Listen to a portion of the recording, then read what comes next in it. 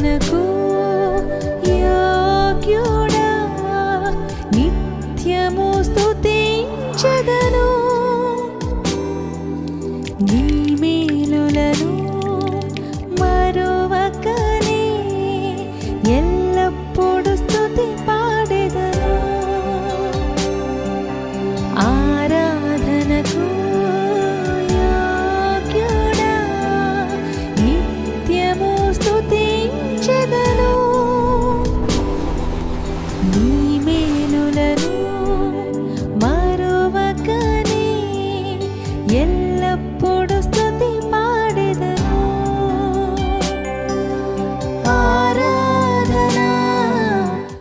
మన ప్రభువును రక్షకుడైన యేసుక్రీస్తు నామములో మీ అందరికీ వందనములు. క్రీస్తు కృపా పరిచయలోనే ఆధ్యాత్మిక కార్యక్రమానికి మిమ్మల్ని ప్రేమతో ఆహ్వానిస్తూ ఉన్నాం. మన్నా ఛానల్ ద్వారా ఈ విధమైన వర్తమానాలు అందించుటకు దేవుడు నాకు ఇచ్చిన అవకాశాన్ని బట్టి ప్రభువును స్తుతిస్తూ ఉన్నాను. యేసు ప్రభు వారు అమ్మ అని పిలిచినటువంటి సందర్భాలు కొన్ని ఉన్నాయి బైబిల్లో. ఎవరెవరిని ఏ స్త్రీలను ఆయన అమ్మ అని పిలిచాడో మనము బైబిల్లో గమనించినట్లయితే చాలా ఆశ్చర్యం అనిపిస్తుంది. నిజంగా దేవుని యొక్క ప్రేమ ఎంత గొప్పదో. ఆయన తానటువంటి కన్నటువంటి తల్లిని అమ్మ అని మాత్రమే కాకుండా ఇతరులను కూడా దేవుడు అమ్మ అని పిలిచాడు. పిలువబడినటువంటి వారు అమ్మ అని పిలిచే అర్హత కూడా వారికి లేదు. ఆయనను దేవుడు వారిని అమ్మ అని పిలిచాడు. కారణం ఏంటంటే దేవుడు ఆయన ప్రేమను ఆయన ప్రతి మనిషి మీద కూడా కుమ్మరించాడు. చిన్న ప్రార్థన చేసుకుందాం. ప్రేమగల తండ్రి, దయగల మా ప్రభువా, నీ పాదాలకు వందనాలు. ఈ సమయంలో దేవుని యొక్క వర్తమానంలోకి వెళ్తూ ఉండగా యేసు ప్రభు అమ్మ అని పిలిచినటువంటి సందర్భాలు మేము ధ్యానిస్తూ ఉండగా నువ్వు మాకు బోధించండి, అర్థమవునట్లుగా నేర్పించమని, నీ వాక్యం ద్వారా మేము బలపడినట్లుగా సహాయం చేయమని యేసు నామములో అడిగి వేడుకొంచున్నాము తండ్రి, ఆమేన్. ఇక్కడ యేసు ప్రభు వారు అమ్మ అని పిలిచిన సందర్భాల్లో మనం గమనిస్తే ఒక కానాను స్త్రీని, ఒక అన్య స్త్రీని యేసు ప్రభు వారు అమ్మ అని పిలిచాడు. మత్తయి సువార్త 15వ అధ్యాయము 21వ వచనం నుంచి 28వ వచనం వరకు ఉన్న భాగంలో మనము చూడగలం. ఈ కనాను స్త్రీ తన కుమార్తె దెయ్యం బట్టి బహుబాధపడుతూ ఉంది. ఎన్నో ప్రయత్నాలు చేసింది, ఎంతోమంది దగ్గరికి తీసుకువెళ్ళింది కానీ ప్రయోజనం ఏమీ లేదు. అలాంటి సమయంలో ప్రభు దగ్గరికి వచ్చి ఆమె, అయ్యా నా కుమార్తె దెయ్యం బట్టి బహుబాధపడుతుంది, నా కుమార్తె బంధకము నుండి విడిపించాలి, నా కుమార్తెకున్న సమస్య నుంచి విడిపించాలి అని ఆమె ప్రభు దగ్గరికి వచ్చి వేడుకుంటూ ఉంది. దావీదు కుమారుడా నన్ను కరుణించు, నా కుమార్తె దెయ్యం బట్టి బహుబాధపడుతుందని కేకలు వేస్తూ ఉంది. 21, 22 కలిసి ఉన్నాయి. మత్తయి సువార్త 15వ అధ్యాయం 21, 22 వచ్చిన కలిసి ఉన్నాయి, చదువుతున్నాను. యేసు అక్కడి నుండి బయలుదేరి తూరు సీదోనుల ప్రాంతమునకు వెళ్ళగా, ఇదిగో ఆ ప్రాంతము నుండి కనాను స్త్రీ ఒకటి వచ్చి, ప్రభువా దావీదు కుమారుడా నన్ను కరుణింపుము, నా కుమార్తె దెయ్యం బట్టి బహుబాధపడుచున్నదని కేకలు వేసాను. తన కుమార్తె విషయంలో విశ్వాసంతో ఆయన దగ్గరికి వచ్చింది, నమ్మకంతో ఆయన దగ్గరికి వచ్చింది. ప్రభు దగ్గరికి వస్తే, ప్రభుని అడిగితే ప్రభు తప్పగా నా కుమార్తె ఈ పరిస్థితి నుండి విడిపించగలడని విశ్వాసంతో ఆయన దగ్గరికి వచ్చింది. విశ్వాసంతో వచ్చిన ఆమె, నమ్మకంతో వచ్చిన ఆమె కేకలు వేస్తూ ఉంది, దావీదు కుమారుడు నన్ను కరుణించు, నా కుమార్తె దెయ్యం బట్టి బహుబాధపడుతుందని కేకలు వేస్తుంది. ఆ కేకలు ఏంటంటే విశ్వాసపు కేకలు. విశ్వాసముతో అడుగుతుంది ఆయన్ని. చూడండి, ఈ స్త్రీ ప్రభు కరుణించు వరకు కూడా కేకలు వేస్తూనే ఉంది. కేకలు వేస్తుంది. అక్కడ ఉన్నటువంటి మనుషులు ఈమె మన వెంబడి రాకుండా ఈమెని పంపివేయి అని అన్నప్పటికీ కూడా ఆయన అక్కడ అంటున్నాడు, ఇశ్రాయేలు నశించిన గొర్రెల యొద్దకు వచ్చాను కానీ ఎవరి యొద్దకు నేను పంపబడలేదు. ఆయనను ఆమె వచ్చి 25వ వచనం చూడండి, 15వ అధ్యాయం 25వ వచనం. ఆయనను అంటే మనుషులు తనని ఆటంకపరుస్తున్నా, మనుషులు ఈమెను పంపివేయి, ఈమె కేకలు ఎక్కువైపోయినాయి, మన వెంబడి వస్తే కేకలేస్తూ ఉంది, ఈమెను పంపించేయి అని అక్కడ ఉన్నటువంటి శిష్యులు ఆమె విషయమే యేసుప్రభుని ఆటంకపరిచిన, అయినా సరే ఆయనను ఆమె వచ్చి ఆయనకు మ్రొక్కి 25వ వచనం, ఆయనను ఆమె వచ్చి ఆయనకు మ్రొక్కి, ప్రభువా నాకు సహాయం చేయమని అడిగాను. అందుకే ఆయన పిల్లల రొట్టె తీసుకొని కుక్క పిల్లలకు వేయటం యుక్తం కాదని చెప్పగా ఆమె, నిజమే ప్రభువా, కుక్క పిల్లలు కూడా తమ యజమానుల బల్ల మీద నుండి పడు ముక్కలు తినును కదా అని చెప్పాను. యేసుప్రభు వారు ఒక్క మాట కూడా ఏం మాట్లాడలేదు. అయినా సరే ఈమె మనుషులు అక్కడ ఆటంకపరుస్తున్నా సరే, ప్రభు కూడా ఒక్క మాట కూడా మాట్లాడకపోయినా సరే, ఆయనను ఆమె వచ్చి మాటిమాటికి అడుగుతూనే ఉంది, దావీదు కుమారుడా నన్ను కరుణించు అని అంటే ప్రభు అన్నారు, అమ్మ పిల్లల రొట్టె తీసుకొని కుక్క పిల్లలకి వేయటం యుక్తం కాదు అనగానే ఆమె అంటుంది, అయ్యా కుక్క పిల్లలు కూడా యజమానుల బల్ల మీద నుండి పడి రొట్టె ముక్కలు తినును కదా అనగానే ప్రభు ఆశ్చర్యపోయాడు. అమ్మా చూడండి అక్కడ 28 వచ్చిన, అందుకు యేసు, అమ్మా నీ విశ్వాసము గొప్పది, నీవు కోరినట్టే నీకు అవునుగా కానీ ఆమెతో చెప్పెను. ఆ గడిలోనే ఆమె కుమార్తె స్వస్థత నొందెను. చూడండి, ఆమెను కుక్క అని డైరెక్ట్గా అనలేదు, కానీ అమ్మ పిల్లల రొట్టె తీసుకుని కుక్క పిల్లలకి వేయటం యుక్తం కాదు. పిల్లలు ఎవరంటే ఇశ్రాయేలు ప్రజలు. ఆయన నమ్మనటువంటి వారిని కుక్కతో ఆయన పోల్చలేదు, కానీ ఆమె విశ్వాసాన్ని ప్రభు పరీక్షించాడు. అమ్మ పిల్లల రొట్టె తీసుకుని కుక్క పిల్లలకి వేయటం యుక్తం కాదు అనగానే ఆమె నన్ను ఇండైరెక్ట్గా కుక్క అంటావా అని అలిగి వెళ్ళిపోలేదు. ఈరోజు చూడండి, దేవుని పిల్లల్ని ఒక మాట, సేవకుడు ఏదైనా ఒక మాట అంటే అలిగేవారిగా ఉన్నారు. గద్దింపుకు లోబడట్లేదు, హెచ్చరిక తీసుకుంటలేదు, ఉన్నమాట ఉన్నట్టు అంటే ఉలిక్కిపడితే పరిస్థితి వచ్చింది. సరిదిద్దుకునే మనసు లేదు. నీ భక్తి ఎలాంటిదో ఒకసారి పరీక్షించుకో. యేసుప్రభు చూడండి, అమ్మ పిల్లల రొట్టె తీసుకుని కుక్క పిల్లలకి వేయటం యుక్తం కాదు అనగానే ఆమె అంటుంది, అయ్యా కుక్క పిల్లలు కూడా యజమాని బల మీద నుండి పడు రొట్టె ముక్కలు తినును కదా, నువ్వు తప్ప నాకెవరున్నారు, నువ్వే నాకు సహాయం చేయగలిగిన వాడు అన్నట్టుగా ఆమె ఆయన వదిలిపెట్టలేదు. యేసుప్రభు వారు ఆశ్చర్యపోయాడు. అమ్మా నీ విశ్వాసము గొప్పది, పట్టు విడవకుండా నన్ను అడిగావు కాబట్టి నువ్వు కోరినట్టు నీకు జరుగునుగా కనగానే ఆ గడిలోనే ఆమె కుమార్తె స్వస్థత పొందుకున్నట్లుగా చూస్తాం. నీ జీవితంలో కూడా దేవుడు కరుణించే వరకు నువ్వు అడుగుతూనే ఉండు. కీర్తన గ్రంథంలో ఒక మాట ఉంటుంది, 123వ కీర్తనలో మీరు చూసినట్లయితే 2వ వచనం, దాసుల కనులు తమ యజమాని చేత్తట్టును, దాసి కనులు తన యజమానురాలు చేత్తట్టు చూచున్నట్లు మన దేవుడైన యెహోవా మనలను కరుణించు వరకు మన కన్నులు ఆయన తట్టు చూస్తున్నవి. కాబట్టి కరుణించు వరకు, ప్రార్థనకు జవాబు వచ్చేంత వరకు, దేవుడు అడిగింది ఇచ్చేంత వరకు ఆమె కేకలేస్తూనే ఉంది. అలాగే నీ జీవితంలో కూడా నువ్వు అడుగుతూనే ఉండు, దేవునికి సహాయం చేసేంత వరకు అడుగుతూనే ఉండు, విశ్వాసంతో ప్రార్థించు, తప్పగా దేవుడు నేను దీవించి పంపిస్తాడు, నీకు జవాబిచ్చి నేను పంపిస్తాడు. ఇది మొదటిది. రెండోది, మనము ఆ అబ్రహాము కుమార్తెను దేవుడు అమ్మ అని పిలిచిన సందర్భం చూస్తాం. లోకాసువార్త 13వ అధ్యాయము 10వ వచనం నుంచి 17వ వచనం వరకు ఉన్న భాగంలో ఒక ఆమె ఉంది. విశ్రాంతి దినమున ఆమె సమాజ మందిరానికి వెళ్ళింది, ప్రభువుని ఆరాధిస్తూ ఉంది. ఈమె ఎవరంటే ఆరాధించే స్త్రీ, ఆరాధించుచున్న స్త్రీ ఈమె. మొట్టమొదటి స్త్రీ ఏమో విశ్వాసముతో ప్రభు దగ్గరకు వచ్చిన స్త్రీ, అన్యస్త్రీ. రెండోది ఇక్కడ ఈమె అబ్రహాము కుమార్తె. అబ్రహాము కుమార్తె కాబట్టే విశ్రాంతి దినాన్ని దేవుని మందిరానికి వెళ్ళి దేవుని ఆరాధిస్తూ ఉంది. కానీ దేవుని ఆరాధించడానికి పరిస్థితులు అనుకూలంగా లేవు. 18 సంవత్సరాల నుంచి నడువు వంగిపోయిన పరిస్థితిలో ఉంది, ఎంత మాత్రం చక్కగా నిలబడలేని పరిస్థితి. అలా నడువు వంగిపోయినప్పటికీ కూడా ఆమె దేవుని మందిరానికి వెళ్ళి దేవుని ఆరాధిస్తూ ఉంది. ఇకనైనా దేవుడు నాకు సహాయం చేస్తాడు, ఇప్పుడైనా దేవుడు నాకు సహాయం చేస్తాడు, దేవుడు తప్పక నేను అడిగింది దేవుడు నాకు ఇస్తాడు, దేవుడు నాకు స్వస్థత కావాలని ఎన్నో ఏండ్లుగా నిరీక్షిస్తూ ఉన్నాను, ఎదురు చూస్తూ ఉన్నాను, దేవుడు తప్పక నా పట్ల కరుణిస్తాడని విశ్వాసంతో వెళ్ళింది. చాలామంది కష్టం వస్తే, నష్టం వస్తే, ఏదైనా పరిస్థితి ఉంటే, ఏదైనా ఆటంకము, దేవుని మందిరానికి వెళ్ళటానికి ఏదైనా ఆటంకం వస్తే ఆటంకాన్ని కూడా అధిగమించకుండా ఆ ఆటంకాన్ని చూసి రాజీ పడిపోయి అలాగే బ్రతికే వాళ్ళు ఉన్నారు. వర్షాకాలంలో వర్షం ఏమ్మా ఈరోజు మందిరానికి ఎందుకు రాలేదంటే, వర్షం పడుతుందండి అయ్యగారు, అందుకనే మందిరానికి రాలేకపోయాను అని చెప్పేవాళ్ళు ఉన్నారు. ఏదైనా చిన్న వంక దొరికితే చాలు మందిరం మానివేస్తున్నాం. కాబట్టి చూడండి, ఈమె దేవుని ఆరాధించడానికి పరిస్థితి అనుకూలంగా లేకపోయినా అధిగమించి దేవుని మందిరానికి వచ్చి దేవుని ఆరాధిస్తుంది. ఆ సమయంలో యేసు ప్రభు వారు ఆ మందిరానికి వెళ్ళాడు. ఆయన యూదులకు దేవాలయం ఒకటే, యూదా ప్రాంతంలోనే గలిలయ ప్రాంతం, ఏ ప్రాంతంలో ఉన్నా ఆ ప్రాంతాల్లో సమాజ మందిరాలు ఉండేవి. విశ్రాంతి దినం తప్పక సమాజంగా కూడుకునేవాళ్ళు, అక్కడ ఆరాధించేవాళ్ళు. దాన్ని సమాజ మందిరం అన్నారు. యేసు ప్రభు వారు ఏ ప్రాంతానికి వెళ్ళినా విశ్రాంతి దినమున తప్పక ఆయన సమాజ మందిరానికి వెళ్ళి అక్కడ దేవుని వాక్యాన్ని బోధించేవాడు. ఆయనకు అలవాటు అది. లోకాసువార్త 21వ అధ్యాయం 37వ వచనం, ఆయన ప్రతి దినము పగటియందు దేవాలయంలో బోధించుచు రాత్రివేళ ఒలివ కొండకు వెళ్ళుచు కాలము గడుపుచుండెను. అది ఆయన అడ్రస్. పగటియందు దేవాలయంలో బోధించేవాడు, విశ్రాంతి దినం అంటే తప్పక మందిరంలో ఆయన ఉండేవాడు. కాబట్టి వారున్న ప్రాంతంలో, అక్కడున్న ప్రాంతంలో మందిరానికి వెళ్ళాడు. ఆ మందిరంలో ఆమెను చూచాడు, నడువంగిపోయిన ఆ స్త్రీని చూచాడు, ఆమె విశ్వాసమును చూచాడు. ప్రభు ఆరాధించడానికి అనుకూలంగా పరిస్థితి లేకపోయినా ఆరాధించడానికి వచ్చిందని చూసి ఆమెను పిలిచి అమ్మా అని పిలిచి, చూడండి అక్కడ మీరు చూసినట్లయితే లూకాసు వార్త 13:12 యేసు ఆమెను చూచి రమ్మని పిలిచి అమ్మా నీ బలహీనత నుండి విడుదల పొంది ఉన్నామని ఆమెతో చెప్పి ఆమె మీద చేతులుంచగానే ఆమె చక్కగా నిలబడి దేవుని మహిమపరచును. భక్తిలో నువ్వు దేవునికి నమ్మకంగా ఉంటే, దేవుని విషయంలో నువ్వు నమ్మకంగా ఉంటే, దేవుని ఆరాధించే విషయంలో నమ్మకంగా ఉంటే తప్పనిసరిగా నీవు నమ్మకమైన వానికి దీవెనలు మెండుగా ఉంటాయని బైబిల్లో రాయబడింది. కాబట్టి ఇక్కడ చూడండి, ఈమె దేవుని నమ్మకంగా ఆరాధించినప్పుడు దేవుడు ఆమెను స్వస్థపరిచాడు, అమ్మా అని పిలిచాడు.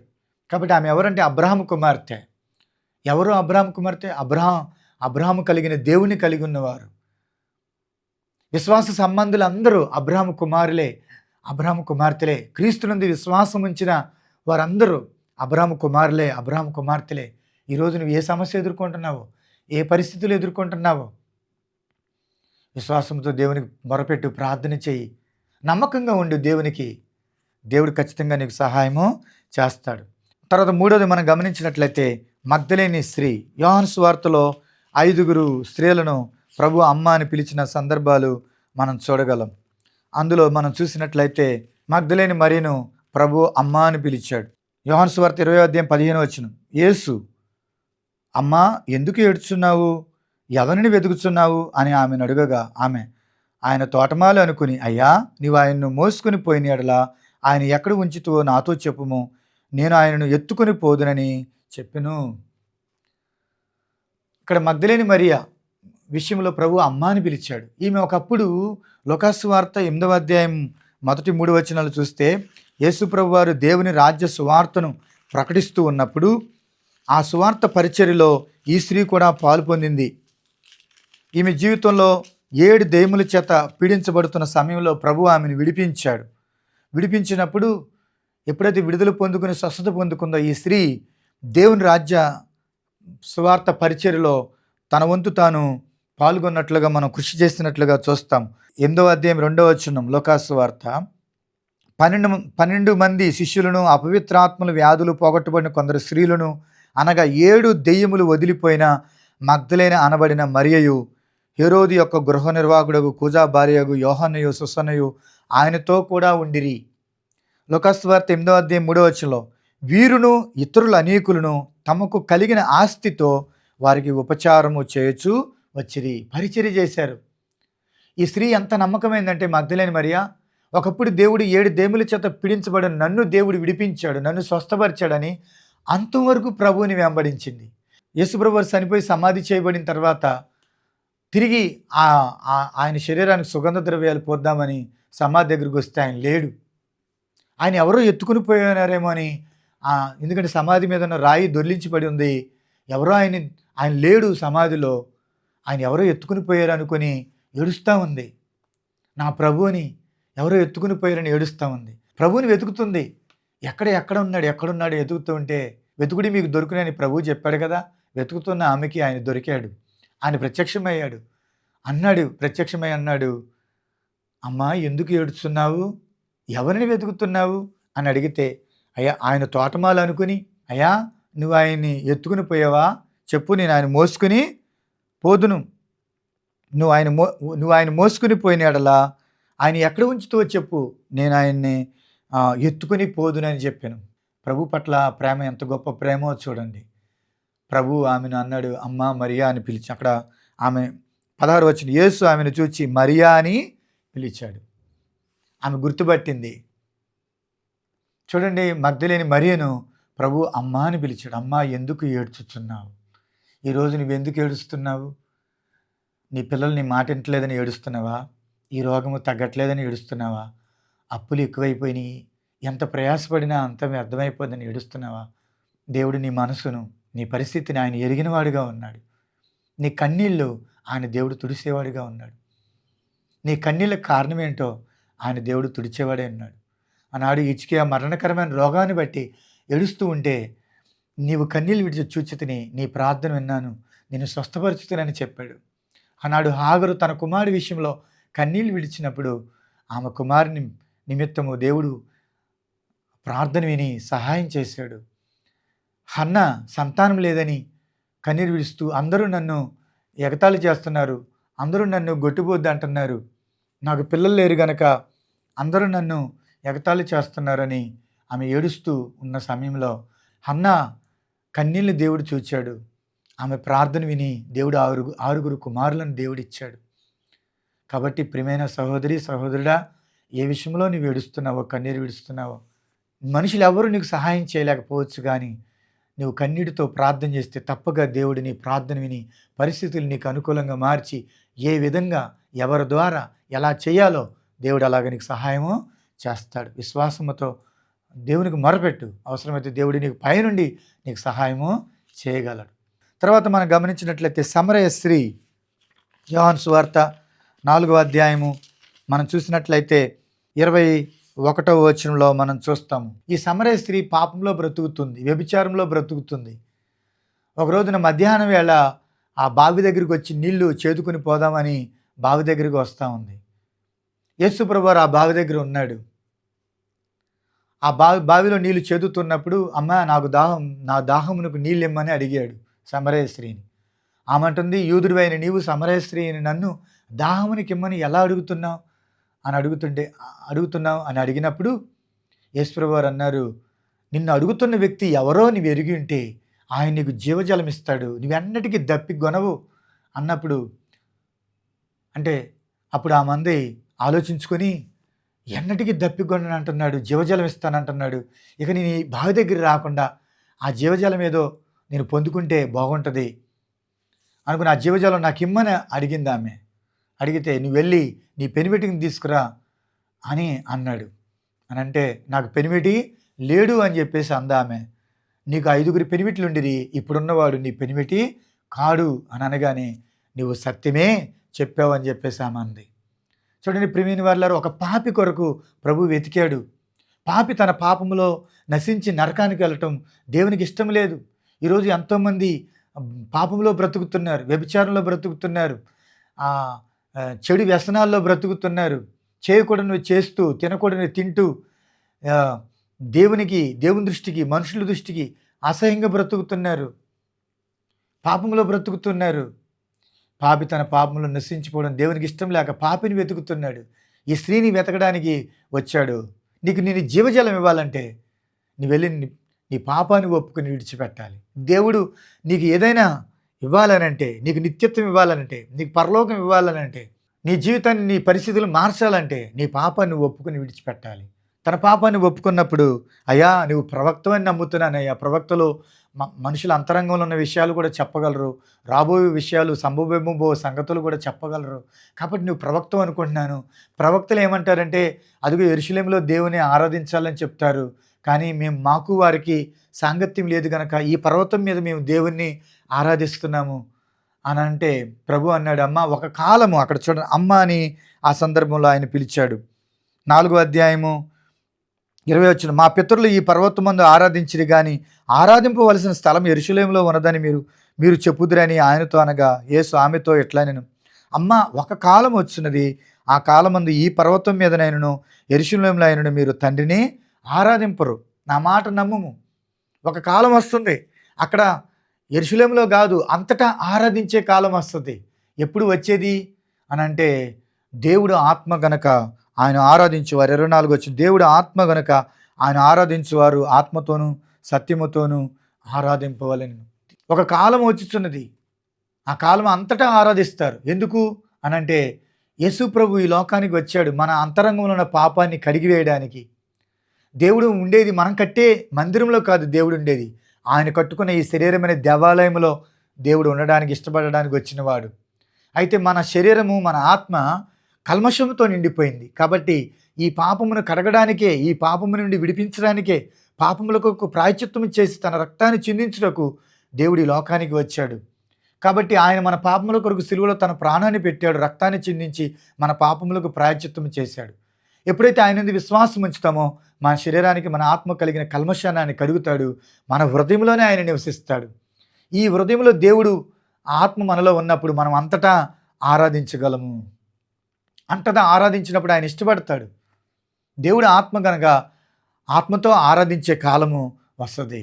అయ్యా మెస్సయ్య అనే ఒక ఆయన వస్తాడు, ఇంకా మాకు చాలా విషయాలు తెలియజేస్తాడు అని చెప్పేసి అన్నప్పుడు, నీతో మాట్లాడుతున్న ఆ మెస్సయ్య నేనే అని ప్రభు అన్నప్పుడు ఆమె ఆశ్చర్యపోయి వెంటనే తన కుండ అక్కడ విడిచిపెట్టి సమరయ పట్టణానికి వెళ్ళి ఆ గ్రామంలోకి వెళ్ళి ఆ మనుషుల దగ్గరికి వెళ్ళి, నేను నా బ్రతుకంతా తెలియజేసిన వ్యక్తిని మీకు చూపిస్తాను రండి, నేను మెస్సయ్యను కనుగొన్నాను, ఆ మెస్సయ్యను మీకు చూపిస్తాను రండి అని ఆ సమరయ పట్టణస్తులను ప్రభు దగ్గర నడిపించింది.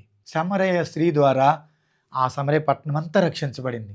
మన జీవితంలో ఎప్పుడైతే మార్పు కలిగి ఉంటామో, మన పాపాన్ని ఎప్పుడైతే విడిచిపెడతామో, మన పాపాన్ని ఒప్పుకుని ఎప్పుడైతే విడిచిపెడతామో, నువ్వు అనేకులకి ఆశీర్వాదకరంగా మారగలుగుతావు, అనేకులు నిన్ను ఆకర్షించగలుగుతారు.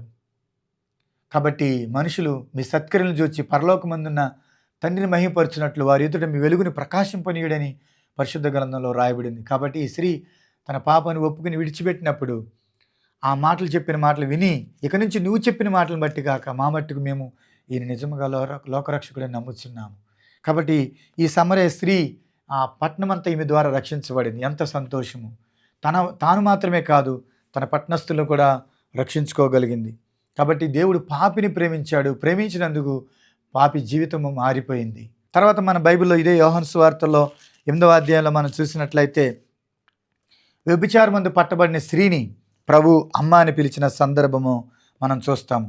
వ్యభిచారమందు పట్టబడిన స్త్రీని ప్రభు దగ్గరికి తీసుకొచ్చారు. మరి స్త్రీని తీసుకొచ్చిన వీళ్ళు పురుషుని కూడా తీసుకుని రావాలిగా. వీళ్ళు అంటున్నారు ధర్మశాస్త్ర ప్రకారంగా వ్యభిచారమందు పట్టబడిన స్త్రీని రాళ్ళతో కొట్టి చంపాలి. కాబట్టి రాళ్ళు సిద్ధంగా ఉన్నాయి ఈమెను చంపడానికి. నువ్వు సెలవిస్తే ఈమె రాళ్ళతో కొట్టి చంపుతాం, నువ్వేం చెప్తావు చెప్పు. యేసుప్రభు వారు అన్నారు, మీలో పాపం లేనివాడు మొట్టమొదట ఆమె మీద రాయి వేయండి అనగానే చిన్నవారు మొదలుకొని పెద్దవారు వరకు అందరూ రాళ్ళు వదిలిపెట్టి వెళ్ళిపోయారు. రాళ్ళు అక్కడ పడవేసి వెళ్ళిపోయారు. రోమీయులకు రాసిన పత్రిక 3వ అధ్యాయం 23వ వచనంలో, ఏ భేదం లేదు, అందరూ పాపం చేసి దేవుడు అనుగ్రహించి మహిమను పొందలేకపోతున్నాం. చూడండి, మనుషులు వాళ్ళు నీతిమంతులమని చెప్పుకొని ఇతరులను తృణీకరిస్తూ వాళ్ళని విమర్శించే విధంగా మాట్లాడేవారు మనం ఎంతోమంది చూస్తున్నాం. కాబట్టి నువ్వేం చెప్తావు చెప్పు, రాళ్ళతో కొట్టి చంపమనుంది అంటే, మీలో పాపం లేనివాడు మొట్టమొదట ఆ మీద రాయేమన్నప్పుడు ఆ రాళ్ళు చిన్నవారు మొదలు పెద్దవారు అందరూ రాళ్ళు వదిలిపెట్టి వెళ్ళిపోయారు. ఇప్పుడు రాళ్ళకి ప్రభువుకి మధ్యలో ఏముంది? స్త్రీ. ఈ స్త్రీ కూడా వెళ్ళిపోలేదు. ఇక నన్ను శిక్షించే వాళ్ళు వెళ్ళిపోయారు కాబట్టి నేను కూడా వెళ్ళిపోవాలా, ప్రభు ఏ శిక్ష విధించినా దానికి నేను అర్హురాలని అని ఆమె అక్కడ నిలబడి ఉంది. ప్రియమైన దేవుని బిడ్డలారా, ఈ భాగంలో మనకు దేవుడు ఏం తెలియజేస్తున్నాడంటే, ఒకరోజు ఏదో ఒక రోజు నీ పాపం నిన్ను పట్టుకునే రోజు ఒకరోజు ఉంది. పాపం నిన్ను పట్టుకుని ఖచ్చితంగా నీకు శిక్ష విధిస్తుంది. కాబట్టి అట్టి శిక్ష నుండి దేవుడు తప్పించాలని ఈ లోకానికి ప్రభు వచ్చాడు. లోకమును శిక్షించడానికి రాలేదు, లోకం రక్షించడానికి యేసు ప్రభు వచ్చింది. కాబట్టి ఈ పాపం పట్టుకుంది, ఒక రోజున ప్రభు దగ్గర నిలబెట్టింది. కానీ ప్రభు ఈ లోకానికి వచ్చింది రక్షించడానికి వచ్చాడు. కాబట్టి యేసు ప్రభు అక్కడ అన్నాడు, 10వ వచనం, యేసు తల ఎత్తి చూచి, అమ్మా వారు ఎక్కడ ఉన్నారు, ఎవరూ నీకు శిక్ష విధింపలేదా అని అడిగినప్పుడు ఆమె, లేదు ప్రభువా నేను. అందుకు యేసు, నేను నీకు శిక్ష విధింపను, నువ్వు వెళ్ళి ఇకను పాపము చేయకుమని ఆమెతో చెప్పాను. ప్రభు చూడండి, పాపుల్ని వ్యభిచారులను కూడా ఆయన అమ్మ అని పిలిచాడు. ఎందుకు? ప్రేమ ఎందుకు చూపించేది? పాపంలో బ్రతకమని కాదు. ప్రేమ ఎందుకుందనుకున్నారు? కృప ఎందుకుందనుకుంటున్నారు? ఎందుకు దేవుడు నీ పట్ల ప్రేమ చూపిస్తున్నాడు? నువ్వు దేవునికి నమ్మదగిన వ్యక్తిగా లేకపోయినా దేవుడు నమ్మదగిన వాడుగానే ఎందుకుంటున్నాడు? ఎందుకు నీ ప్రార్థన వింటున్నాడు? ఎన్నో పరిస్థితుల్లో దేవుడు నిన్ను తప్పిస్తున్నాడు. ఎన్నో విషయాల్లో దేవుడు నీకు సహాయం చేశాడు. చనిపోవలసిన నిన్ను దేవుడు బ్రతికించాడు. అనారోగ్యానికి గురైన నిన్ను దేవుడు స్వస్థపరిచాడు. నీ జీవితంలో దేవునికి అసహ్యమైన క్రియలు ఉన్నా దేవుడు నిన్ను ఎందుకు ప్రేమిస్తున్నాడు తెలుసా? నువ్వు పాపంలో బ్రతకాలని కాదు, అట్టి పాపం నుండి విడుదల పొంది పాపమును అసహించుకుని బయటికి రావాలి, మరలా నువ్వు దేవుని బిడ్డగా బ్రతకాలని, దేవునికి ఇష్టంగా బ్రతకాలని దేవుడు నిన్ను ప్రేమిస్తున్నాడు. కృప ఎందుకుందనంటే నిన్ను రక్షించడానికే, అటు పాపం నుంచి విడిపించడానికే. తర్వాత మనం చూసినట్లయితే యేసు తల్లి అయిన మరియను కూడా ప్రభు అమ్మ అని పిలిచాడు. వాస్తవానికి ప్రభు తల్లి కాబట్టి 2 సందర్భాల్లో యేసు తల్లి అయిన మరియను అమ్మ అని పిలిచిన సందర్భాలు 2 చూస్తున్నాము. ఒకటి యోహాను సువార్త 2వ అధ్యాయం 1 నుంచి 11 వచనాలకు ఉన్న భాగంలో మనందరికీ తెలుసు, ఆయన నీలం ద్రాక్షరసంగా మార్చిన సందర్భం. అక్కడ ఒక వివాహం జరుగుతుంది, కానానులో ఒక వివాహం జరుగుతుంది. ఆ వివాహానికి యేసు ప్రభు ఆయన శిష్యులు ఆహ్వానించబడ్డారు. ఆ వివాహంలో ఉన్నటువంటి వారు పెళ్ళి ఇంటివారు యేసు ప్రభుని ఆయన శిష్యుల్ని వివాహానికి ఆహ్వానించారు, పెళ్లికి ఆహ్వానించారు.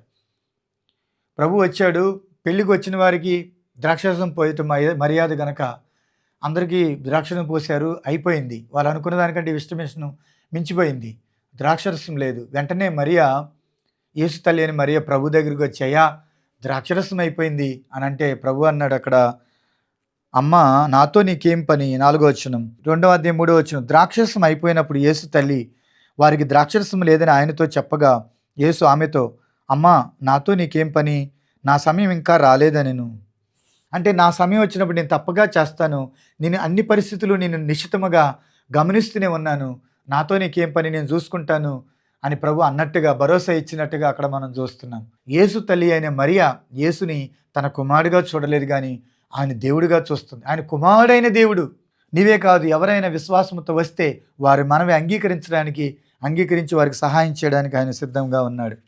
చివరిగా ప్రభు ఇంకా కొన్ని గంటల్లో చనిపోతాడనగా ప్రభు తన కుమారుడిగా తన బాధ్యతను తన శిష్యునికి అప్పగించి ఆయన చనిపోయినట్టుగా మనం చూస్తాం. ఆ సమయంలో ఆయన మాట్లాడిన మాట, ఇక నుంచి నేను కాదు కుమారుడు, ఈయనే నీ కుమారుడుగా అని చెప్పేసి తన బాధ్యతను తన శిష్యునికి అప్పగించాడు. యోహాను సువార్త 19వ అధ్యాయము 26వ వచనం. యేసు తన తల్లియు తాను ప్రేమించిన శిష్యుడును దగ్గర నిలిచిండ చూచి, అమ్మా ఇదిగో నీ కుమారుడు అని తన తల్లితో చెప్పాను. తర్వాత శిష్యుని చూచి, ఇదిగో నీ తల్లి అని చెప్పాను. ఆ గడియ నుండి ఆ శిష్యుడు ఆమెను తన ఇంట చేర్చుకొనెను. ఇంకా కొన్ని గంటల్లో ప్రభు చనిపోతాడనగా తాను తల్లి విషయంలో తన బాధ్యతను ఒకరికి అప్పగించాడు. అమ్మ ఇక నుంచి నేను కాదు కుమారుడు, ఇక నుంచి ఇదిగో ఆయనే నీ కుమారుడు. అమ్మ ఇదిగో నీ కుమారుడు. అయ్యా ఆయనతో అంటున్నాడు, తన శిష్యుతో అంటున్నాడు, ఇక నుంచి నా తల్లిని నీ తల్లిగా చూసుకో అని తన తల్లి బాధ్యతను తన శిష్యునికి అప్పగించి ఆయన చనిపోయినట్లుగా మనము చూస్తాం. ఆయన చనిపోవడం మాత్రమే కాదు, మన పాపముల కొరకు 3వ దినం ఆయన తిరిగి లేచాడు. ఆరోహణమై తండ్రి అని దేవుడు కుడిపార్శ్వన కూర్చుండి మన కొరకు తిరిగి రానయ్యన్నాడు. ఆయన నమ్మినటువంటి వారిని, రక్షించబడిన వారిని తీసుకుని వెళ్ళటానికి ప్రభు త్వరగా రాబోతున్నాడు.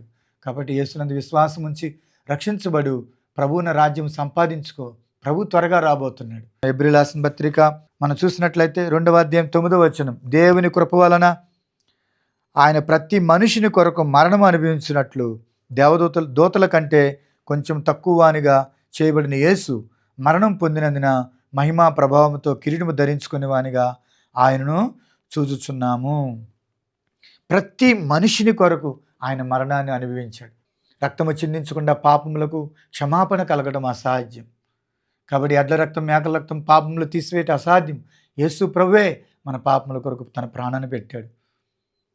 యేసు రక్తము ప్రతి పాపము నుండి పవిత్రంగా చేయను. కనుక ఇటువంటి ప్రేమ గల దేవుడు నిన్ను ప్రేమించి, నన్ను ప్రేమించి, మనలను ప్రేమించి ప్రతి మనిషిని కొరకు ఆయన చనిపోయాడు, మరణించాడు. 3వ దినం ఆయన తిరిగి లేచాడు. అన్ని నామముల కంటే పైనామంగా ఆయన నామం హెచ్చించబడింది. కాబట్టి ప్రభు నిన్ను, నన్ను, మనలందరినీ ఆయన ప్రేమిస్తూ ఉన్నాడు. ఆయన ప్రేమను నమ్ముకొని ఆ నమ్మకంలో నువ్వు బ్రతకాలని దేవుడు కోరుతున్నాడు. దేవుడు కొద్ది మాటలు దీవించును గాక. ఆమేన్. ప్రార్థన. ప్రేమగల తండ్రి, దయగల ప్రభువా, నీ పాదాలకు వందనాలు, స్తుతులు, స్తోత్రాలు చెల్లిస్తున్నాము. యేసు ప్రభు అమ్మ అని పిలిచిన సందర్భాలు బైబిల్లో మేము చూస్తాం. పాపులని అమ్మ అని పిలిచావు, వ్యభిచారులను అమ్మ అని పిలిచావు, ప్రభు రోగుల్ని నాయన అమ్మ అని పిలిచావు.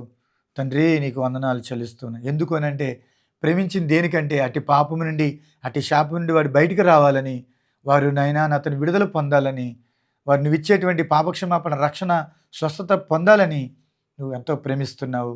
ఈరోజు 2 చేతులు చాస్తూ నాయన ప్రయాసపడి భారం మోసుకున్న సమస్త జనులారా నా ఎద్దుకు రండి అని పిలుస్తున్నావు ప్రభువా. ఏ భారం, పాప భారంతో ఉన్నారో, రోగ భారంతో ఉన్నారో, ఏ భారాలతో ఉన్నారో ప్రభువా, ప్రేమతో నువ్వు పిలుస్తున్నావు. నీ పిలుపుకు లోబడి నీ ప్రేమను పొందుకున్నట్లుగా నీ మాటలు విన్న ప్రతి ఒక్కరికి సహాయం దయచేయమని, కృప చూపించమని యేసు నామములో అడిగి వేడుకొంచున్నాము తండ్రి. ఆమేన్. దీవెన మన తండ్రిని దేవుని ప్రేమయు ప్రభువైన యేసుక్రీస్తు కృపయు పరిశుద్ధాత్మక అన్యోన్య సహవాసము సకల దేవుని కూడి వచ్చిన మనందరికీ దేవుని వాక్యం విన్నటువంటి బిడ్డలకును దేవుడు సదాకాలము తోడై నడిపించునుగాక. ఆమేన్. ఆమేన్. ఇంతవరకు క్రీస్తు కృపా పరిచర్యలు అనే మా కార్యక్రమాన్ని వీక్షించి దీవించబడ్డారని నమ్ముచున్నాము. మీ ఆత్మీయ అవసరాల కొరకు సంప్రదించవలసిన మా చిరునామా: యేసుక్రీస్తు ప్రార్థనా మందిర పరిచర్యలు, మంగాపురం రోడ్, కొత్తగూడెం, మైలవరం మండలం, ఎన్టీఆర్ జిల్లా, ఆంధ్రప్రదేశ్. మీ ప్రార్థన అవసరతల కొరకు మా ఫోన్ నెంబర్ 9182489765 మరి ఒక number 9912524162. God bless you all.